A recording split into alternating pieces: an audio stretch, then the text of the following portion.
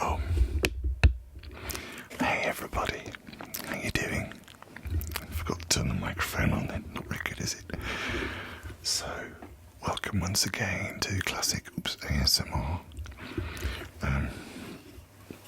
Little Anorak beer mat out of the way. It's not a beer mat, it's a coaster. From the Royal Shakespeare Theatre in Stratford-upon-Avon. I'm a bit of an anorak, but I thought I'd do a little bit more. Thank you very much for your responses. As you know, we're trying to get to 1,000 subscribers so that we can hopefully monetize this channel and then create some ASMR drama. I think that's what's going to happen. I hope so anyway. Let me move that a little bit. Gosh, it's in a bit of a state. Anywho, and thank you for your kind comments. So I thought what we might do, just very briefly, because I go into rehearsal for a new play next week, and it's going to mean time's a bit tight. However, I thought I would try at least and carry on with a bit of Mary Shelley Frankenstein, the 1818 text, and I hope you find it relaxing. I remember it's my little bookmark. I suppose it's literally pub crawled, quite a good bookmark to have, really, isn't it? So I'll just carry on from where we left last time, because I know it can be relaxing. As I mentioned, often I drift off to ASMR most nights. And obviously, if you want to know how we got to here, there's previous videos. I'm sure you know how to get to them. Anyway, we'll carry on from where we left off for a few minutes, if that's alright with you. So, the last sentence, by ascertaining the secret of the magnet which, if at all possible, can only be effected by an undertaking such as mine. That's where we got to. These reflections have dispelled the agitation with which I began my letter, and I feel my heart glow with an enthusiasm which elevates me to heaven, for nothing contributes so much to tranquillize the mind as a steady purpose, a point on which the soul may fix its intellectual eye. This expedition has been the favourite dream of my early years. I have read with ardour the accounts of the various voyages which had been made in the prospect of arriving at the North Pacific Ocean through the sea which surrounds the pole. You may remember that a history of all the voyages made for purposes of discovery composed the whole of our good Uncle Thomas's library. My education was neglected, yet I was passionately fond of reading. These volumes were my study day and night, and my familiarity with them increased that regret which I had felt as a child on learning that my father's dying injunction had forbidden my uncle to allow me to embark on a seafaring life. Those visions faded when I pursued for the first time those poets whose effusions entranced my soul and lifted it to heaven. I also became a poet, and for 1 year lived in a paradise of my own creation. I imagine that I also might obtain a niche in the temple where the names of Homer and Shakespeare are consecrated. You are well acquainted with my failure, and how heavily I bore the disappointment.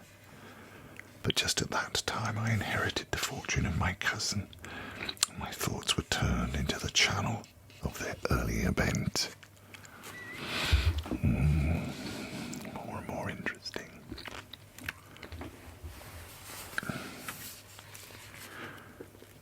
"6 years have passed since I resolved on my present undertaking. I can even now remember the hour from which I dedicated myself to this great enterprise. I commenced by inuring my body to hardship. I accompanied the whale fishers on several expeditions to the North Sea. I voluntarily endured cold, famine, thirst and want of sleep. I often worked harder than the common sailors during the day, and devoted my nights to the study of mathematics, the theory of medicine, and those branches of physical science from which a naval adventurer might derive the greatest practical advantage. Twice I actually hired myself as an undermate in a Greenland whaler, and acquitted myself to admiration. I must own I felt a little proud when my captain offered me the second dignity in the vessel, and entreated me to remain with the greatest earnestness, so valuable did he consider my services. And now, dear Margaret, I do not deserve to accomplish some great purpose. My life might have been passed in ease and luxury, but I preferred glory to every enticement that wealth placed in my path. Oh, that some encouraging voice would answer in the affirmative.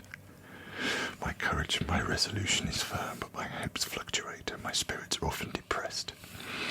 I am about to proceed on a long and difficult voyage, the emergencies of which will demand all my fortitude. I am required not only to raise the spirits of others, but sometimes to sustain my own where theirs are failing. This is the most favourable period for travelling in Russia. They fly quickly over the snow in their sledges. The motion is pleasant and, in my opinion, far more agreeable than that of an English stagecoach. The cold is not excessive if you are wrapped in furs, a dress which I have already adopted, for there is a great difference between walking the deck and remaining seated motionless for hours, when no exercise prevents the blood from actually freezing in your veins. I have no ambition to lose my life on the post road between St. Petersburg and Archangel.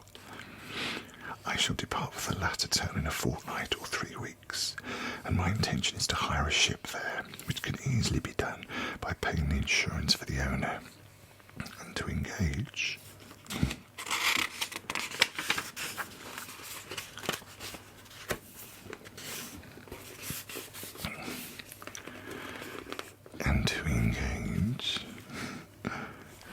as many sailors as I think necessary among those who are accustomed to the whale fishing. I do not intend to sail until the month of June. And when shall I return? Oh, dear sister, how can I answer this question? If I succeed, many, many months, perhaps years, will pass before you and I may meet. If I fail, you will see me again soon, or never. Farewell, my dear, excellent Margaret. Heaven shower down blessings on you and save me, that I may again and again testify my gratitude for all your love and kindness. Your affectionate brother, R. Walton. And I think we might leave it there, because we now move on to letters to Mrs. Savile, England. And that'll be our next episode. Where's my... I won't fold down the corner of the page. No, I won't. But we'll leave it there if that's okay with you. Partly because, temper's fugits. And I don't want to go on for too long. But thank you so much for listening. I hope you found it relaxing. If you've not subscribed, if you could press the button, which is down here, I think, or something. You know better than I do anyway. And hopefully I'll see you next time. Stay safe, read and write lots, and as always, in the words of the great Charles Dickens, bless us all, everyone.